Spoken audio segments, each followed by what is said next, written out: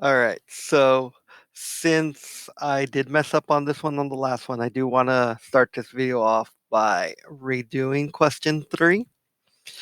Mainly what we're focusing on is the directrix. The y-axis is the directrix. So if the y-axis is the directrix, we want to say it is a horizontal parabola. So if it's a horizontal parabola, we're going to have the formula y minus h squared equals 4p x minus h. So we are going to do it this way.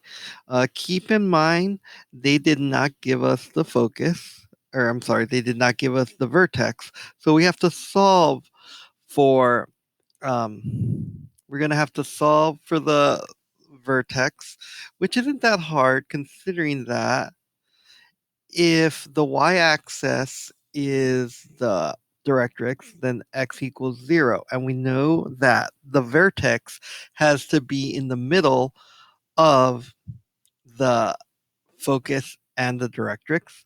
So since it's x equals, we're going to focus on the x value of the focus. So that means that the h, oops, I just realized I put h in 2 spots. It's supposed to be a k. The H here, I think I just got used to writing it for the other one for vertical parabolas. So doing a horizontal one threw me off. So the H is going to be 1. So I'm going to subtract 1. We're solving for P, so that's still unknown. Now I need to find the K. The K is going to be the exact same as the focus. So if that's what we're focusing on, nope. Pun or redundancy intended. It's going to be 7. So I'm going to subtract 7 from y. One of the things I complained about last time is the fact that this should really be set at x equals. Just because that there you can't really have a y equals. If you have a y equals, you're going to have to be dealing with 2 separate formulas, a positive version and a negative version. Let me just double check to make sure that they do want us to do that instead of having 2 formulas. Yeah, see, they're even doing an x equals here. So that's what we're going to be plugging in to solve it. And then I'm just going to do a brief explanation because I'm sure everyone that watched the last video, which should be all of you, is like, this is redundant. We've already done this. So we expand on this. This becomes, so this part right here gets expanded to this after foiling. We get this part, the 4x minus 4. We're going to add the 4 over to the other side and then divide everything by 4. They say multiply by 1/4. Same thing as dividing by 4. It's going to have the exact same results. So again, I'm sorry that we did this. I did this wrong. Again, even they're admitting right here, it's like, oh, we can't write it in y terms, so we're going to write it in x terms, which I think is very misleading and it's a little dishonest. Here, they should have just left it as leave it in general form, and we should have gotten the gist of it from before. Let us assume it. Don't mislead us. So now what we're going to do here is find the equation of a vertical parabola. So this one's already telling us it's vertical. That passes through that. So the reason why they tell us that it's vertical is there's no alignment. This could be like, oh, here's our vertex, and here's a point, and we don't know where it is. We could also be like this. So they need to tell us that it is a vertical parabola because both situations can happen. It could be like you could have that point. That was probably a bad example. Let me do it this way.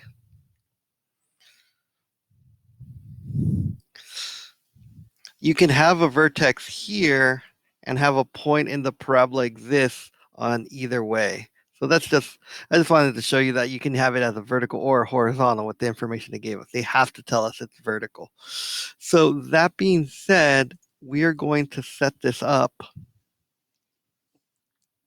We're going to set this up with a vertical formula. So vertical are the ones we're used to. So it's x minus h squared equals 4p parentheses k y minus k. Got a little ahead of myself there. I'm sorry. All right. So we have our vertex. So this is actually not that hard to solve. We're going to do minus 2. Now here's the issue. We don't have any information that'll help us figure out the p. So what we're going to have to do here is we are going to have to figure out the p by plugging in this point. So we need to plug in an x. We plug in a negative 2. We're going to square that. This is equal to 4. We're going to plug in p. We don't have anything to plug in for p. We're going to plug in a y, which has to be negative 9. Then we have to plug in the k, which is the y value of our vertex. So that's going to be minus negative 5. So I'm just going to put plus 5 here. Then what we're going to do is we're going to solve for p. So we end up getting negative 4 quantity squared equals 4p negative 4. So we get 16p equals negative 16. Or I'm sorry, we get 16 equals negative 16p. I don't know where that p came from over there. So we end up getting p equals negative 1. Now that we have p equals negative 1, we can plug it into the formula. I'll let Edmentum do that.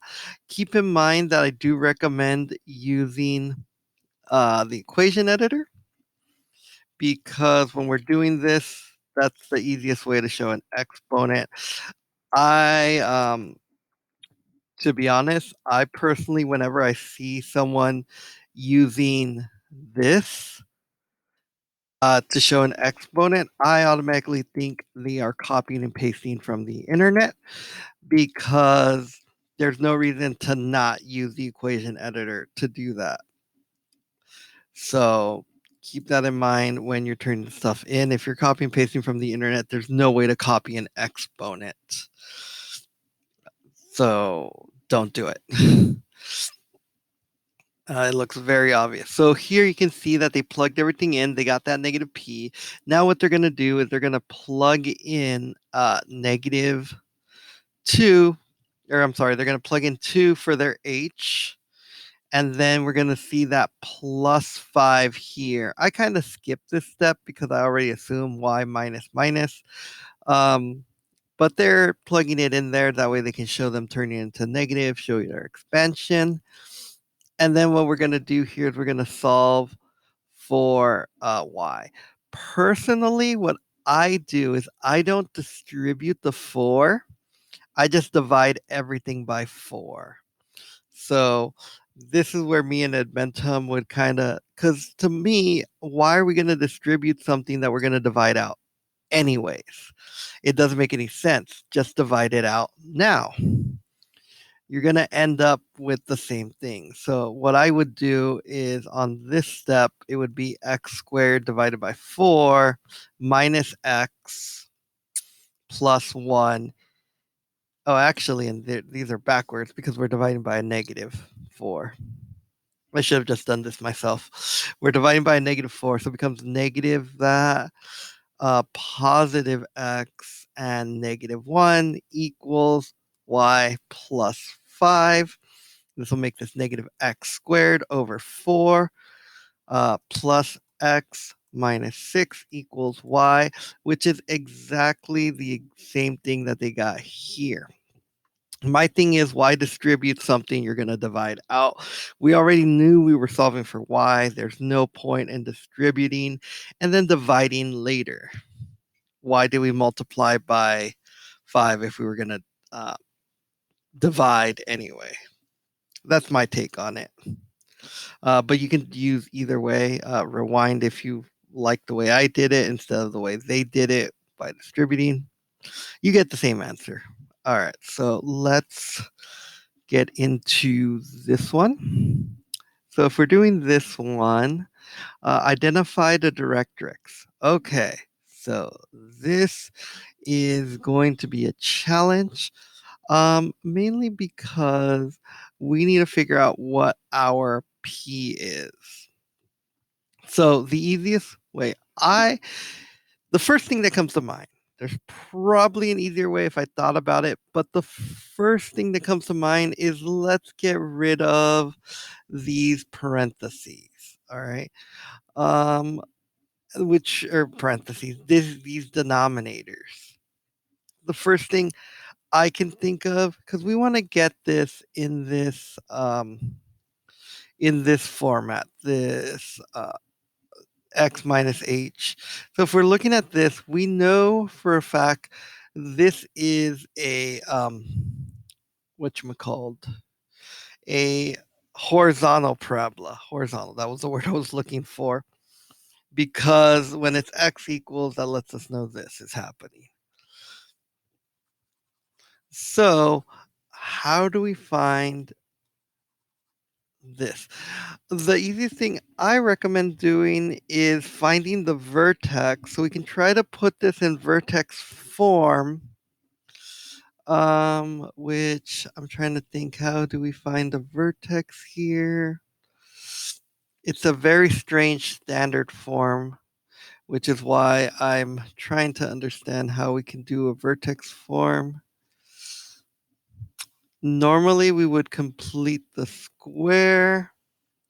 So I don't know if completing the square is the best thing right now. So I went ahead and looked at their solution. I really hope you guys don't get this on the test.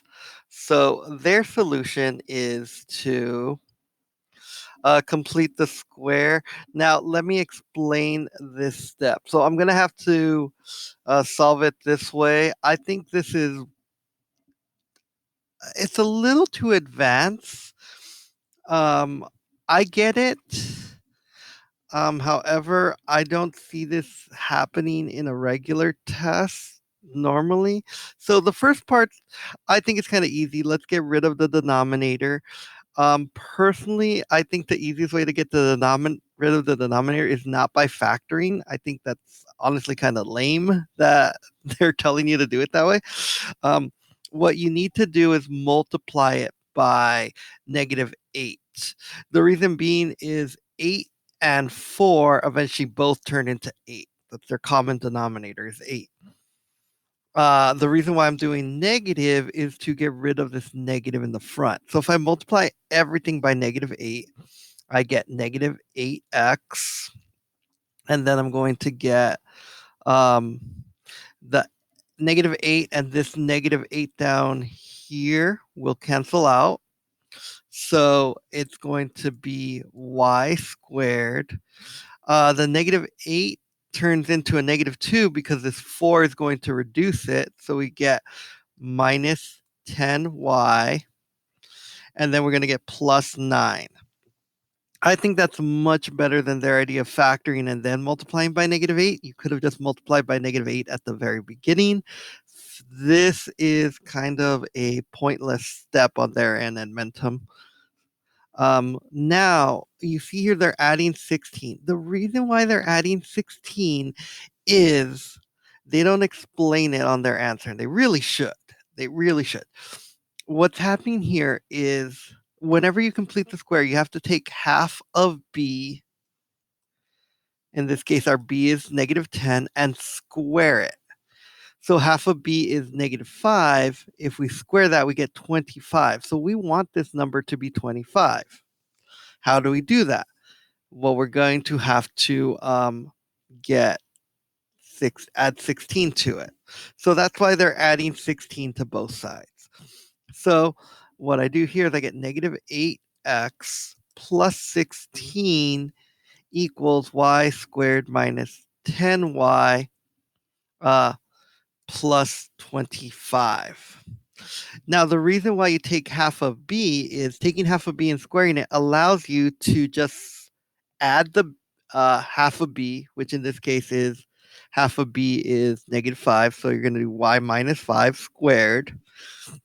And this would work out. So if you ever have a b, take half of it and square it, and it's the c value right here. So if c equals b divided by 2 quantity squared, this is a perfect square, in other words. Assuming, of course, that that you have a y squared here. So it's a very complex thing that they kind of gloss over. I was hoping that they were going to have a different solution than completing the square, but they didn't. So while we realize that this can be turned into a perfect square, we can also factor out a 4. So if I factor out a 4, I realize that in here we're going to get -2x plus 4. Now, here's the thing. We want this to be a nice little x. So we're going to have to factor out a -2. What does that -2 do? Well, factoring out that -2 allows it to be x minus 2. That tells me that this factor right here is my p. I factored out the 4 because that's part of our formula. They did it a little weird. I'm like, hey, we need to solve for p. So I'm going to factor out that 4. Then I can factor out that -2.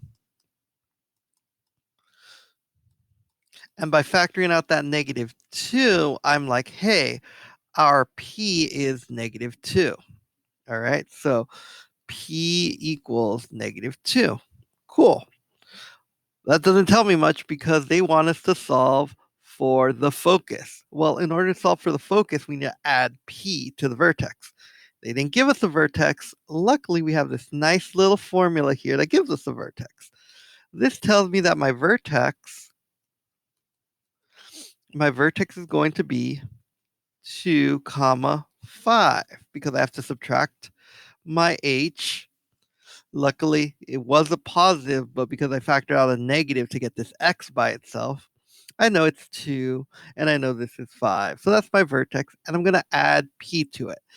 So if I add p, keep in mind, they're telling me that this is a horizontal parabola. All right. So if this is a horizontal parabola because it's x equals instead of y equals, I have my vertex here. I never even mentioned that it was a horizontal parabola because it didn't even need to come up because we knew we had to complete the square. So we're going to have to add this p, but we need to add it to the correct thing. If we add it to the y, we're saying that it is a vertical parabola, which it's not the case. So we need to add this to our x. So therefore, if we add it to our x, our focus must be 0, 5. And did they ever say it? Oh, there it is. They say that. Did they ask us for the directrix? Nope, that's just, and the directrix. Okay, so we have to subtract it to get the directrix. Well, we know it's x equals because it's a horizontal one, right? So 2 minus -2 is 4, so x equals 4. So I feel that they literally they did a step they didn't need to do, which is fine. That's honestly whatever. But the part that I feel where they could have done a better job was explaining why they added 10 or 16 here. There's no reason why they should have glossed over that. They really should have explained that you're adding 16 because you're completing the square, because they did this step, which is unnecessary, which is nice. It kind of explains it a little bit more, but they go into so much detail into that and then they gloss over that. So honestly, if you didn't understand how to do that, it's I can understand why, because it does involve completing the square, which we haven't done in a while. They're doing unnecessary steps here, but remember the goal is always to get it back to the format of you're either getting it if it's a vertical one. In this case, this one was a horizontal. Your goal is always to get it to x minus h. 4p equals y minus k quantity squared. That's honestly your best goal to get this down.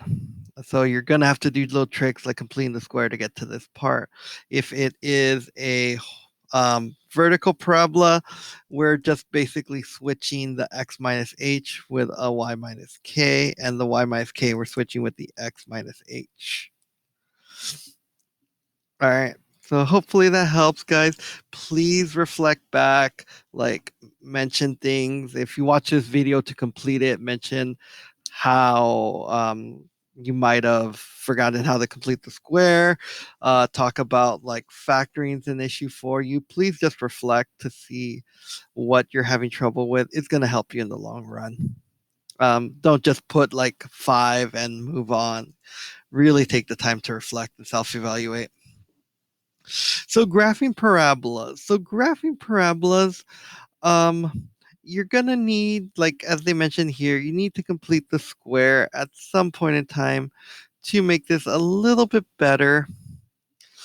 So usually what I recommend is getting rid of the how can I say this? Getting rid of this coefficient, making it nice and even. It just makes it easier to solve. This formula isn't where is it? This formula isn't the best to solve it. So you usually want to have it in vertex form. I think vertex form is probably the best way to graph a parabola. Because that way you understand what you're doing. Sometimes there's a little A right here that controls how fat or skinny it is. I think I mentioned that in the first video, not knowing we were really going to get into the directrix and everything. But this is the best way to do it, and it's also the way you did it back in Algebra 2. So make sure if you're having trouble with completing the square, look up this thing right here. It talks about how to do it. I really think they should have provided this to you before they asked that question, but what are you going to do? It's Edmentum. All right, so let's get into this. So let's see which one of these is which. So first of all, I want to go ahead and identify our two vertical ones. So graph A and graph D are vertical parabolas. So right off the bat, I want to acknowledge that the ones that are vertical parabolas are this ones, the y equals. All right. So in order to kind of get an idea of what I'm doing here, I want to deal with these two. If I want to solve for this graph, I kind of need to figure out what's going on. So if I look at the denominators, my LCD is 4. 2 can become a 4. 4 is already a 4. So what I'm going to do is I'm going to multiply everything by 4. So I end up getting this 4y equals. I'm starting to think that Edmentum wanted you to get that question wrong, which I don't understand why they would. And this is x squared minus. So the 4 that we're multiplying everything by will reduce with this 2. So we get minus 10x. And then we're going to get plus 33. Now here's the issue is we found out in the last problem, negative 10, if we divide that by 2, we get 5. Square it, we get 25. This is a 33. Let me use a different color here because you can barely see this plus 33 here. So I need to actually subtract 8. So I get 4y minus 8 equals, I'm just going to go ahead and make this squared. By subtracting 8, this becomes a 25, making a perfect square. So right off the back, I know that my h equals 5. So if my h equals 5, I have to look at this. Oh, this is the only one where h equals 5. Guess what? I don't have to do all the rest of the work. I know that this one is h equals 5. Boom, that's my only option. Guess what? This one, um, this one is the only other vertical parabola. So I'm just going to take the only other vertical answer, put it there. Boom, it's done. It makes it a lot easier than having to solve for all the work. So take your knowledge in knowing what is a vertical parabola, what isn't a vertical parabola, and as soon as you find one of the coordinates, if they don't match up, great. If they do match up and they have the same vertex, you're going to have to do some more work. So now I have just these two left. All right, so we're working smarter, not harder. So I'm going to take a look at this one.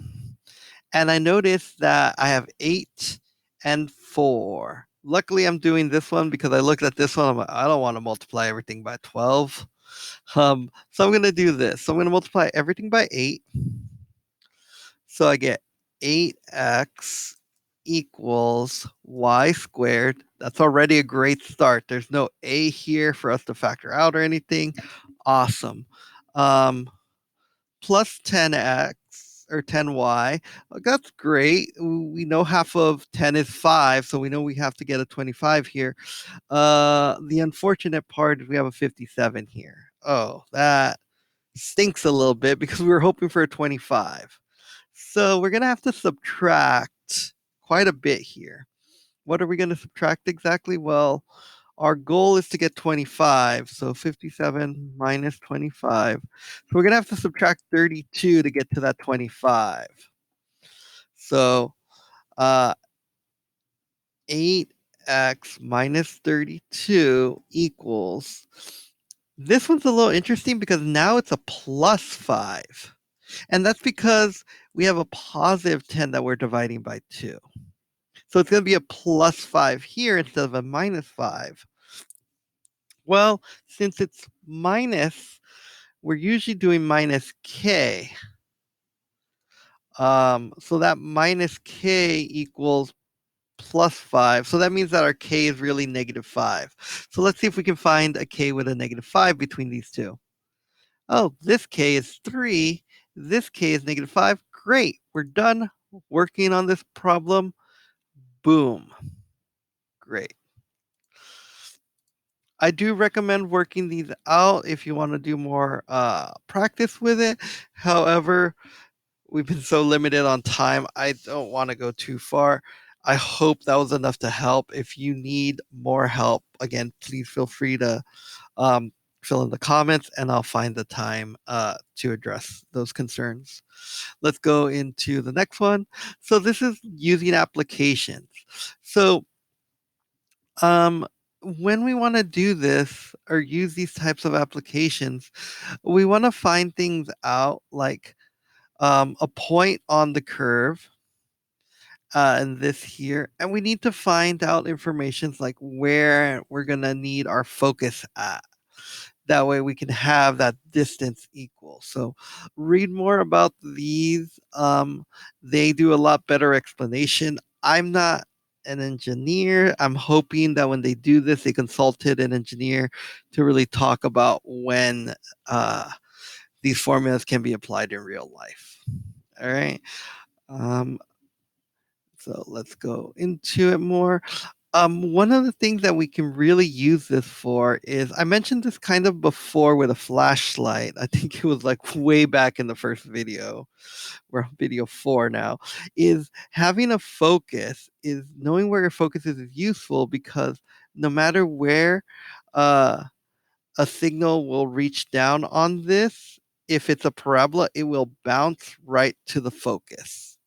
So any signals should bounce right into the focus here if you have a reflective surface. So the shapes of your satellites and things are need to be as close to a parabola as possible to really take advantage of that. Same thing with the flashlights. If you have your light source here, any flash go here, if it's a reflective surface, should bounce out straight ahead perpendicular in a parabola. I haven't taken a physics class in a while, so I'm not sure why that is, but I know that's a thing. Read this, they'll probably explain it a lot better than I can. But that's one of the reasons why we use parabolas in real life. All right, so let's see what we're going to do here, what our first step is. So you're an engineer. Just finished saying I wasn't, but let's suspend our disbelief here. You're an engineer designed to work on a single arch bridge or a river. So we want one arch. You must make sure that the vertex of the bridge is parabolic. The arch is 30 feet above sea level, and the two ends of the span that much. Okay, so we're saying that we're trying to stretch out from here to here, and that's going to be 120 feet. So we know that this is essentially positive 60 on our X. I'm not sure how tall we're going to make the bridge. We'll figure that out later. This is going to be negative 60. We're going to assume that this is at 0, 0. Okay. The K is going to be how tall it is from here. I'm sure they're going to explain that to us in a second. So let's kind of go over it. All right. So 4 feet across. Parabolic arch 5 feet above 30 feet above sea level, and then they're there. Find the equation of parabolic arch bridge. Assume that the vertex lies on the origin. Oh, that's already did that. Now I'm going to assume that what they mean here by the 30 feet is they're saying that this is 30 feet high, meaning that this point right here, the end of the bridge, this is going to be 60 comma 30. So that's a point on our parabola. So that's going to help me figure out a lot of this. So let's take a look at our options here. After setting up a parabolic arch of coordinate plane, map out the two bases of the on the arch. The arch as this and this. So these aren't really gonna work, mainly because of our vertex. I'm not sure why it would be negative, but I'm starting to think that that's gonna be a case somewhere. So 30, was it above sea level? You must. Parabolic arch is 30 feet above sea level. I'm guessing I interpreted this wrong and they want the parabola to be like this. That's the only reason why I can think of there being negatives. Um, Parabolic arch. You must make sure the vertex of the bridge is 30 feet above sea level. Okay. Engineer single arc bridge. Okay, I guess that makes sense if we're doing it this way. So that's 30 feet above sea level, which means this point. So I had these a little backwards, guys. So then we have a negative, or I'm sorry, negative 60 comma negative 30. And then we have a positive 60 comma 30. After setting up the parabolic arch. I thought we were assuming that the vertex, assume the vertex is set at the origin. Yeah, set at the origin. So it can't be a point there. After saying the public body arch, mark the bases of the bridge as, there we go. It has to be this one. So this has to be our first step. So we have that set up now. So now we have this set up nicely on the coordinate plane. I thought we were going to be talking about how the San Francisco bridge was like this, but they kind of switched it up on us. All right, no problem. We can solve it from here. So now we have our vertex. So by substituting in the y coordinates of the point representing the base, we find that the focus and directrix are that. They use A instead of P. Still kind of weird to me. So this is obviously negative. So we're going to have x squared equals 4ay. We're going to plug in a point for x. So I'm going to plug in the point. I'm going to plug in the negative because why not? It honestly doesn't matter. So we're going to end up getting 3,600 equals 4a negative 30, so 112. So we're going to do 3,600 divided by negative, divided by, we want this divided by, we're going to assume it's negative, divided by 12. Let's make it negative 12. 300. So, wait, hold on. I'm sorry. 3,600 divided by 120. Because 30 times 40 is 120. So we get A equals negative 30. So that's what I'm getting when I plug it in. So we're going to get this one.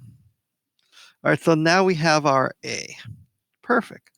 So now, what's this asking us for? We need to find the parabolic arch of this. Well, that's just going to be x squared equals, because we're plugging in 0 for h, we're going to get x squared 4 times our a, which is kind of weird that they're telling us to do this now because we had the formula before. It was negative 120, but they wanted us to solve for a and then tell us what our formula was. So we already knew that this was negative 120. So now we have our arch. We had it before, but I think they really wanted us to point out the p, and they're like, pointing out the p won't help out too much. All right, so I'm gonna move over here. So here's a summary. Just remember that p is the distance from the vertex to the directrix. It's also the distance from the vertex to the focus. And just remember our formulas. I would write them down. And to get more review, obviously watch this video. It's probably going to help you out instead of these long videos that I've been doing. All right, guys. Well, I got to get to my next appointment. Sorry, this video should have been out last week in its complexity, but as you can see, this was a very long topic.